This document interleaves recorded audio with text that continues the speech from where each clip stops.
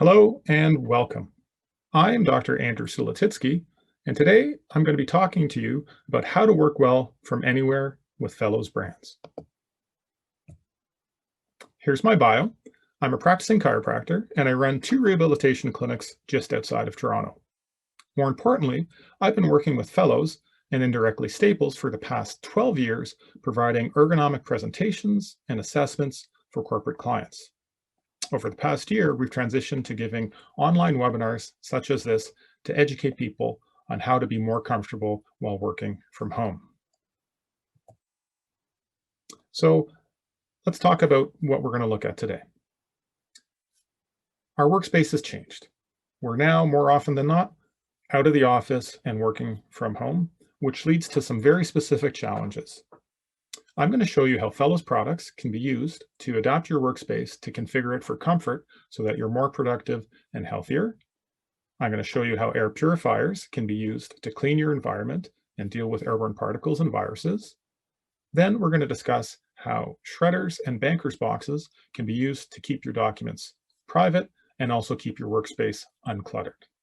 And from there, we're going to discuss how laminators can be used to keep your documents waterproof, wipeable, and sanitary. Who would have thought a year ago that we'd be concerned with what our video filters are when we jump on a call or making sure our mics are on as we're doing all these online virtual chats? And Fellows has done a great job of focusing their whole product line towards helping people work well, not just from home, but from anywhere. So let's take a look. Fellows presents WFH, Work From Here. Meet Mary. Making the transition to working from home was tough until she realized Fellows had everything she needed to stay healthy and productive. Like a sit-stand desk to introduce movement to her day and ergonomic supports to minimize strain in her wrists, back, and legs. And she feels secure knowing that wherever she works, the world's toughest shredder protects sensitive documents from falling into the wrong hands. She also breathes easy with her Aeromax air purifier, which removes viruses, germs, and allergens and circulates clean air around the room. The biggest change, though, the freedom to explore a change of scenery. Mary stays organized on the go with Banker's Box storage solutions and Laminator to protect documents, making them wipeable, sanitary, and waterproof. With the right tools from Fellows, Mary feels safer, cleaner, healthier, and organized. Whether she's working from here, or here, wherever you work, work well. To learn more, visit fellows.ca/workfromhere. So as you can see, Fellows has a wide range of products that can help you wherever you're working to be safer, more comfortable, and healthier. So we're going to go through each one of these areas. So this is my favorite, talking about how to get your workspace set up for comfort. Now, if you look at this list here, this is stuff that I see at the office day in and day out. And quick little story, my clinic was shut down for about 3 months during the first lockdown. During that time, we transitioned to online video conferencing and telehealth. What happened was everyone started working from home. And within a few weeks of that, we started getting phone calls and emails from people saying, can I have a consult because I'm working at my kitchen table on my laptop and I get this burning pain between my shoulder blades, or I'm getting headaches, or even numbness and tingling down into the arm. So all these things have popped up just because people are working in a different environment and typically they're not set up properly to be comfortable. So let's take a look at that. So things you need to consider is that your workspace and how you're set up is going to dictate how you feel. Simple as that. We want to really look at the postures we get into. If you look at the picture in the bottom left-hand corner there, you see the woman is sitting on the floor on a coffee table working. Now, for a short period of time, that's not going to be an issue, but those awkward postures over time are going to put excessive strain on the muscles and joints of the body, and that's going to lead to problems. So what we want to do is get into a neutral and relaxed posture, which we're going to talk about, and then we want to take breaks so that we are more comfortable and we help with circulation and we relieve stress from the body. So there's two things that are really going to dictate what your body does when you're working. And this is essential. Um, no matter how good of a posture I try to get myself into, where my hands are going, whether it's writing on a document or typing on a laptop or using a mouse, and then where my eyes are looking will dictate what my body does. Okay, so if you look at the bottom picture there, that gentleman's looking at a monitor, okay, but that monitor's too low for him. So what happens is, even though if he tries to sit upright, he eventually, because he's looking down at the monitor, his body is going to adapt to that height of the monitor, and he's going to be looking down and hunched forward like he is. And that obviously will lead to problems over time. So we really want to focus into getting into a neutral and relaxed posture. And the best analogy I can give for this is if you think about when you go for a long drive or you go to watch a movie, you're not sitting at the edge of your seat or hunched like this. You typically sit back into the chair or into the driver's seat and get comfortable. But when we work, we tend to just sit down and start working without thinking about the body position we get into. So the whole point with the neutral posture is that muscles aren't engaged as much. They're more relaxed. Okay. So the chair is doing the work. You're not totally upright where your muscles are engaged. Okay. Number one. Number two, when you're in that neutral and relaxed posture, your muscles are more efficient and you're putting less strain on the joints of your spine and the rest of the joints of your body. Secondly, what we want to do is once we get into that neutral posture, we want to adapt our workspace to fit us. Okay. So in the previous slide where that gentleman was sitting hunched forward like that, he was adapting his body to the workspace. So he was actually becoming ergonomic to the workspace. We want to flip that around and we want to adapt the devices we're using to fit our neutral posture. And that's what ergonomics is in a nutshell, is products and devices that are designed to adapt and fit the end user while they're in a neutral and relaxed posture.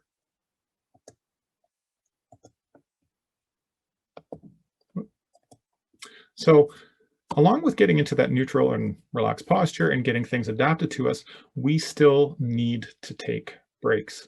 As human beings, we are designed to move. We are not designed to sit for hours on end in front of a screen. And one thing I've heard a lot of patients say lately is that now that they're working from home, they tend to sit a lot more.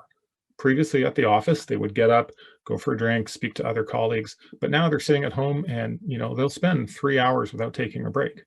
And we need to help with our circulation by moving. And as well, when we sit, we put excessive strain on our spine, which is not a good thing. So if there's one thing I can impart with you today is that you need to move and you need to take breaks and incorporate movement throughout your day. So a good rule of thumb is what we call the 20-20-20 rule. And basically that means is about every 20 minutes, you need to get up and you need to take a quick little break. So that's a 20-second break. And what you do is you stand up, okay? And if you have pain between the shoulder blades, then focus on that area. Stand up, roll the shoulder blades back, okay? Circle the arms, move the neck around. Wherever you're tight, move that spot. If you find you're feeling sluggish and your low back sore, stand up, do some squats, do some calf raises, do anything you can to move for about 20 seconds. You will be surprised by increasing that little bit of circulation in the body and increasing that motion, how much better you will feel once you sit down and get back to work. I guarantee you, and the research supports this, that you're going to be more productive. The final thing with that 20-20-20 rule is that we have, over the last while, especially with the advent of smartphones, we spend way too much time looking at screens and typically at a close distance, whether it's our phones or the laptop, okay? And the problem is we know that the incidence of people needing reading glasses or becoming more nearsighted has gotten higher and higher as we spend more time on screens. So when you take your micro break, you stand up, what you need to do is look away from the screen. If you have a window you can look out the window or look down a hallway, but anything to change the focal distance of what we're looking at will help relieve eye strain and help protect your eyes as well. So This is, with these breaks, this little bit of movement is great. If you have something like a sit-stand workstation, that is an excellent time to transition from sitting to standing and vice versa. Okay, so whatever you can do, you want to really focus on adding little breaks throughout the day to make yourself more comfortable and more productive. So now let's talk about how to set ourselves up in the workspace to be more comfortable. So there's four key things we need to address. First, we want to look at our seating, which is going to affect what happens with our low back and our legs. Then we want to optimize our palm and hand position, which will also deal with the elbows and shoulders. Then we're going to look at our monitor and document placement, which is going to affect the head and neck. And then we're going to look at our desktop layout to prevent repetitive motions and contact stress and keep things organized. So first of all, seating and chairs. A lot of people nowadays are sitting on a typical dining room table or kitchen chair table. And the main problem is when we talk about ergonomics is that chair doesn't adapt to fit us. So the one thing I'm going to say is that if you are spending, 6, 8 hours a day working from home, and you're going to be working from home for the next foreseeable future or doing split shifts with office and home, you should really look at investing in a proper ergonomic task chair. If not, things you want to focus on to get yourself in an optimal posture when you're sitting is you want to be sitting back into the chair so the back supports you. Okay. You need to be, your feet should ideally be flat on the floor with your thighs parallel. Okay. And then if you find that your legs are getting pinched at the back of the knees, behind the knees, because of the depth, the seat pan depth, you need to address that as well. So ways to do that, to address the height, if you find your feet are dangling, using a foot support is a great option. If you find that you can't sit all the way back into the chair, getting some type of back support can help as well. Okay. And same thing, if you find you're getting a lot of pressure at the back of the knees, putting a back support on the back of the chair will help decrease that seat pan depth and will help take some pressure off the back of the knees. So if you're going to be working for long periods of time, if you're going to check an email, sitting at your bed or on a kitchen stool or bar stool is fine. But if you are sitting like that for more than a couple hours, I guarantee you, because you have no support on your spine, your legs are going to be dangling or in an awkward position. That's going to lead to circulatory issues, certain muscles contracting more than they need to be over time. And especially if you're doing that day in and day out, that is going to lead to problems. So you want to avoid working from bed and working on a stool as much as you can. So what are some solutions? Okay, in terms of giving yourself a bit more lumbar support, you can use simple things like rolling up a towel or a cushion, but what works even better is something like the Fellows Professional Series back support, which really helps support that curve in the low back called the lordosis. At the clinic, we carry these and we sell a lot of them because they're a fantastic product, and people use them in their cars and also use them at home. And what's great is you can take a standard kitchen chair like that and adapt it to be more ergonomic. And then if your feet are dangling or you feel you need a bit of foot support, you can use a box or some books to put your feet up so that your thighs are parallel and your feet aren't dangling. But what obviously works better is something like an adjustable footrest, which can adapt both the angle of the feet and also the height of your foot as well. So now let's talk about palm and wrist position. Okay, why this is important is coming through this area here of my hand and my wrist is a nerve called the median nerve, which goes to the thumb, these two fingers, and half your ring finger. Okay, it goes through a little tiny space here called the carpal tunnel, and everyone hears about the carpal tunnel. And what happens is it's a very small space, and if that nerve gets compressed, it leads to numbness and tingling in the hand and weakness in the pincer grasp. And the big issue is that every time I do something like this or click a mouse, I have a tendon that slides up and down in that tunnel. And that irritates that median nerve. Okay, so when you have your wrist in a neutral position, you put less strain on the carpal tunnel than if you are extended back or flexed forward. Okay, so either this position or this position puts more strain on the carpal tunnel. As well, if you look at the middle picture, then if you're rubbing up against the edge of a laptop or the edge of a desk, that is going to put even more strain and more irritation on that nerve, which can lead to problems. Wrist deviation can also affect this as well, but the wrist deviation actually has a lot of impact on what happens at the elbow. So if you have a golfer's elbow or a tennis elbow, once again, you want to focus on getting your wrist into that neutral position. So a lot of times we do look at these palm supports and gel supports. The main reason I use them, and I don't use them for every person that I do an ergonomic assessment on, but the main reason I use them is if I see they're at their mouse or at their desk and they're like this or down like that, sometimes just getting that wrist support through there puts that wrist in a neutral position, which is going to be much better for typing and put much less strain on the carpal tunnel and then the muscles all throughout the forearm. So ways to do that.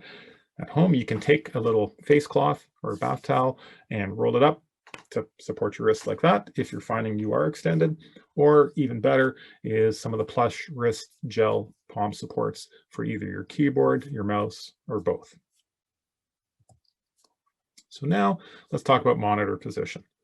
First of all, if you look at the gentleman sitting there, he is in pretty much an excellent neutral posture. Okay, so he's slightly reclined in the chair, which actually puts less strain on the spine than sitting completely upright. So the chair back is supporting him and his muscles don't have to work as much now because the chair back's supporting him. His arms are down by his side, elbows at 90 degrees, which is the neutral position. His wrists are flat, his thighs are parallel, and then his feet are supported on the footrest. So now when we talk about eye position, you have a group of muscles at the base of the skull called the suboccipital muscles, and they're involved with this chin tuck motion. So if I'm hunched forward and extended like this, that's putting strain on those muscles, okay? Or if I'm up tall and I'm looking down at the laptop, those muscles are maintaining a constant pressure and tension. Now, these muscles and a nerve that goes between them refer sensation and pain to here and to here. So whenever I get a patient that complains of a headache behind the eye or at the temple, okay, or at the back of the neck, I know it's from their neck position, and I know if I loosen up those muscles, they're going to feel better. So when you are looking at your screen, you should be looking at the top third of the monitor, okay? If you're looking down, the muscles are going to be engaged. So obviously, if you are on a laptop all day, it's impossible to get yourself into proper posture where you're looking straight ahead. So you need to figure out a way to change that. So looking here, if you are on a laptop and you're going to be spending your time there, you need to look at something like the Fellows Laptop Riser, okay, or even just putting the laptop up on some books. However, if you do that, you have to get a separate keyboard and mouse. You don't want to be typing because of the carpal tunnel on the wrist with the keyboard angled like that in the bottom picture. But getting a simple, cheap, separate keyboard and mouse does the trick. Okay. If you're on a standard desktop and you have a large monitor in front of you, once again, put that monitor up either on some books, or Fellows has a great line of monitor risers and monitor arms as well, so that you can adjust and swivel the monitor to whatever height you need.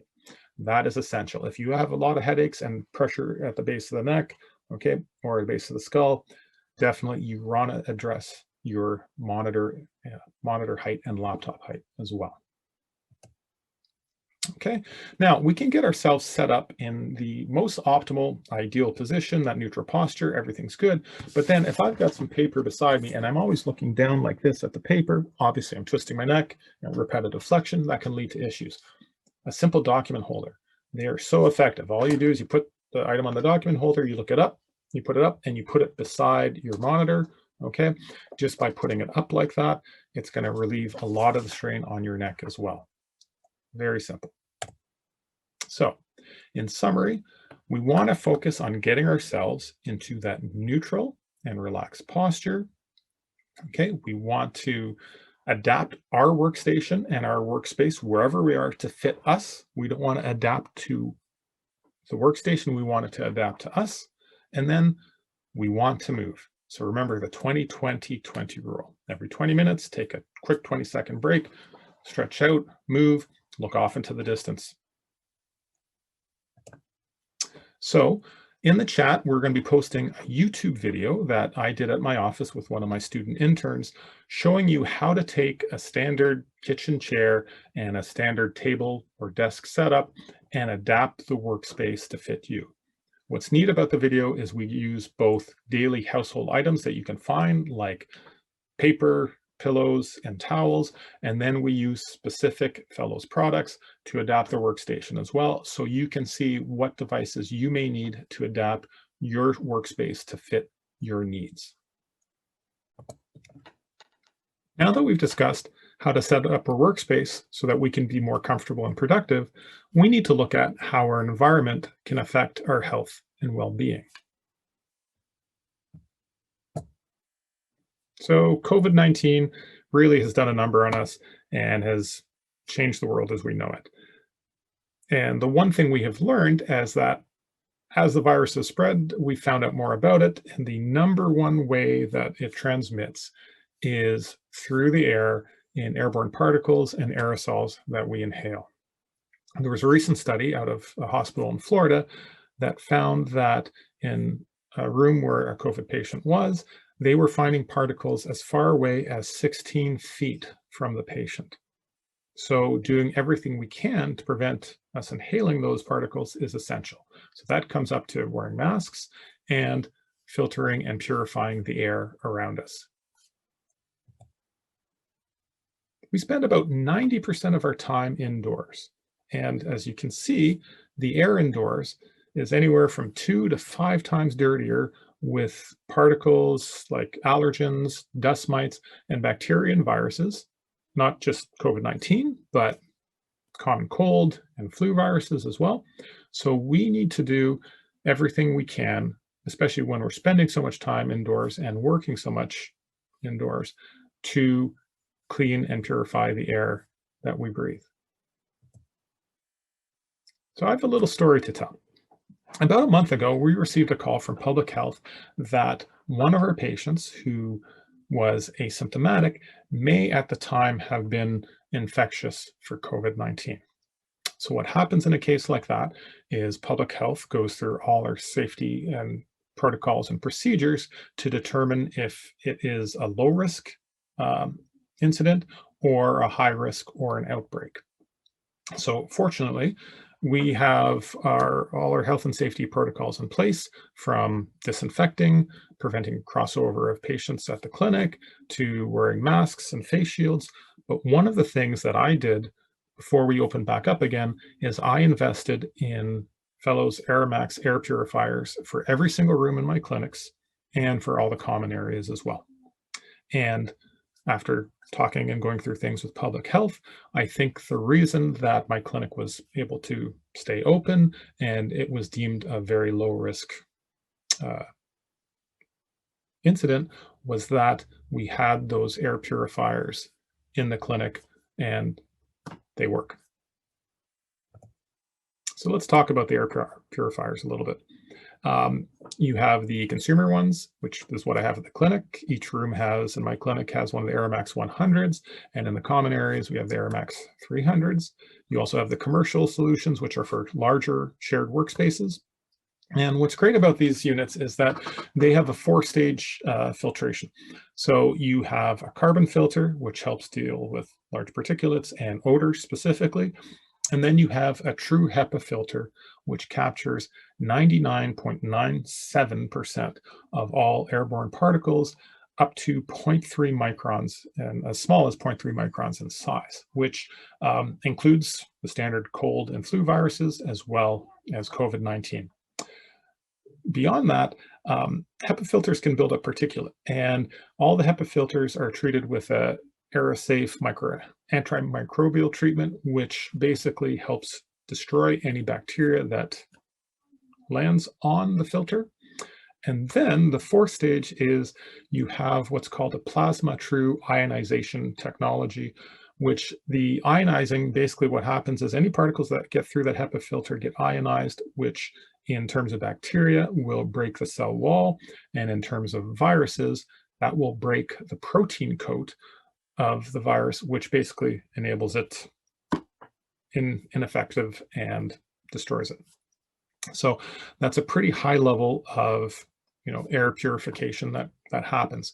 And what's great is with both the commercial units and consumer units, you can actually see the level of the air quality that you're in. So with the AirMax 100s, what we see happens at the clinic is when the air is fairly clean, it's on blue. If there's more particulate in the air, it goes to yellow and increases fan speed and filtration rate.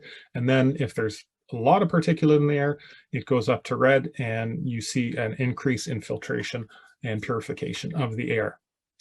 Same thing with the commercial units. You see the exact same thing happen, except that it actually reads and shows you the amount of particulate in the air, and then shows you how much clean air is being purified and sent out into the room.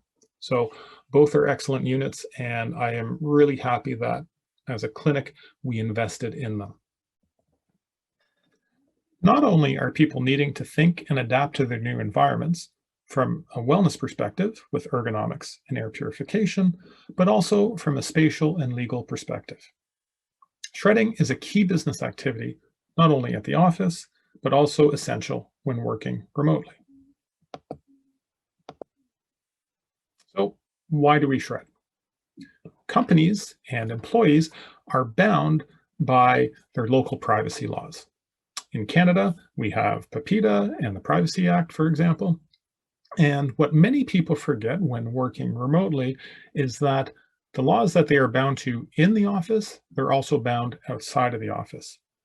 So if they are taking secure or private documents home, they can't simply put them in the garbage when they're done with them, because if those are found or there's a leak of information, they are liable for it, as well as the company being liable for it, even if it's outside of the office.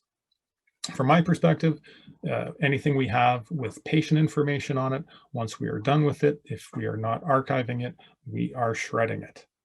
And that applies to any documents that myself or any of my staff take home as well. Nowadays, with being at home more, we're also concerned with privacy and identity theft. So any documents you have at home, you can't, nowadays, you probably don't want to just stick them in the garbage. You want to be getting rid of them. And that's where the fellow shredders come into play, because they do an excellent job of keeping our documents safe once we destroy them. From a health and wellness perspective, the one thing I'd like to comment on is that keeping our areas uncluttered and clean also makes us better and relieves our cortisol levels, which are our stress levels. And I tell you, when I was cleaning my home office, there is something extremely satisfying about taking a chunk of paper and feeding it into the shredder, hearing that noise and seeing it being ground up into confetti. It actually makes you feel better. And when we're at home and during this pandemic, anything we can do to feel a little bit better is excellent. So let's talk about the shredders. So Fellows has always been known for their shredders, and their new LX series really kind of takes this up a notch. Fellows has had patented 100% jam-proof technology, but they've just made it even better. So what happens when you're shredding a big chunk of paper is the shredder will sense how much paper, the density of it, and the thickness of it, how much is going into the shredder.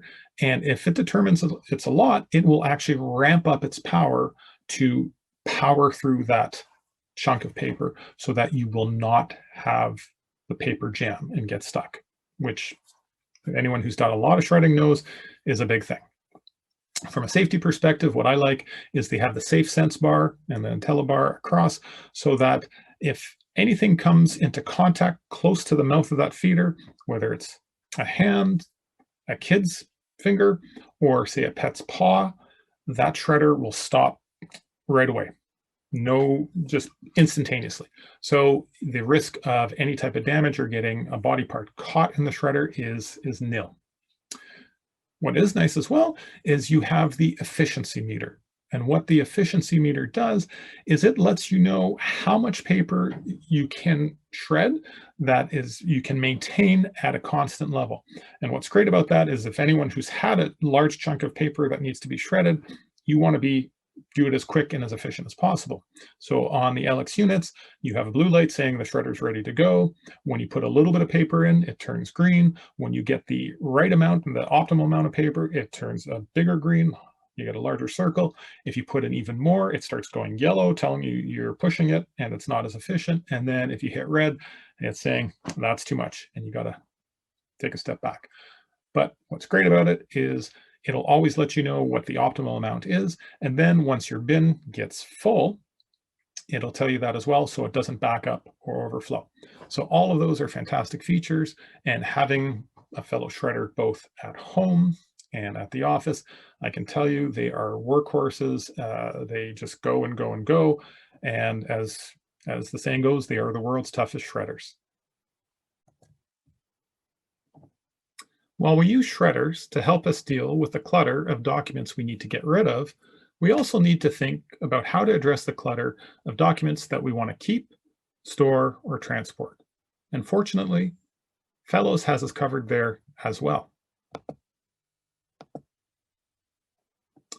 A disorganized home and office can really impact our productivity and affect our overall stress levels. By taking the time to organize items that we use daily, as well as those items that we need to use occasionally, you can really make a difference in your overall feel of your office at home and how productive you are there and how calm you feel in that working space.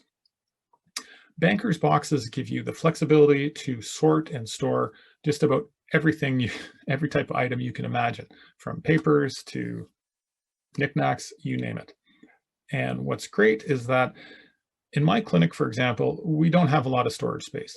And whatever we can use in a small footprint works very well for us. So for items that and documents that we don't use a lot, we have the heavy duty, thick cardboard banker's boxes, which stack quite high.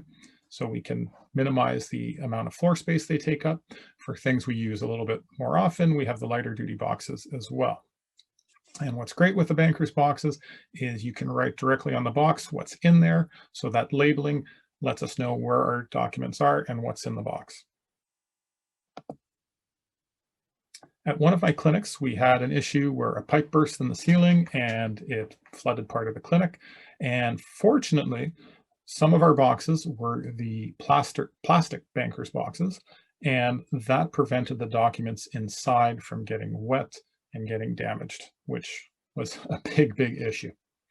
So what's great about these banker's boxes, if you need something that's a little bit more robust, is still stackable and modular, and you may be putting them in an area that could get moist or has mold or lots of dust, like a garage, an attic, or a basement.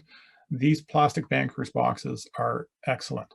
They're heavy duty. They're going to keep your documents safe and dry, and you can stack them up. And if you're transporting a lot, you can use the little ones because they have the handle, which is really excellent for just transporting things back and forth. The larger boxes will accept both letter size and legal size. So in every way imaginable, when it comes to storage, Fellows has you covered. So now that we've explored solutions for your office ergonomics, air quality, privacy concerns, and storage solutions, there's one last thing we need to look at, and that's protecting and preserving your frequently used documents. Laminating will help make your documents wipeable, sanitary, and waterproof.